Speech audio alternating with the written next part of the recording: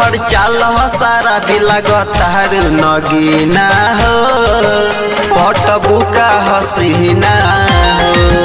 लगतार करीना हो पटबुका हसीना हो हई दिलवा हमार बन गइल बा तोहार मुश्किल भइल जीना हो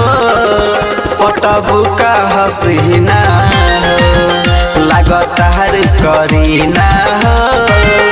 पटबुका हसीना हो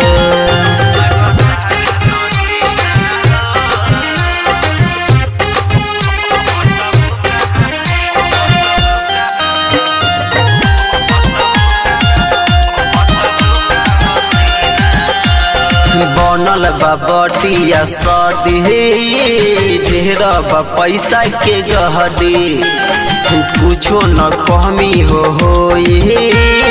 दुआरा पर लागल बा गहदी सगरो शहर बाजार हई पूरा बिहार हम घुमाई रोजीना हो पटबुका हसीना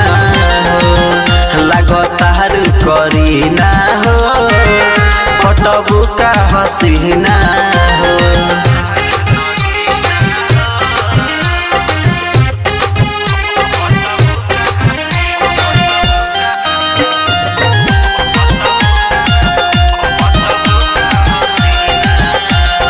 लागता रिश्ता पुराना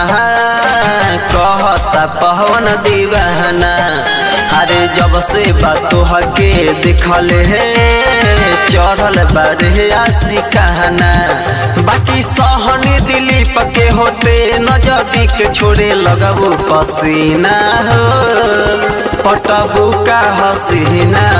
हो लगतार करीना हो पटबुका हसीना हो। Brand recording studio सिवहा।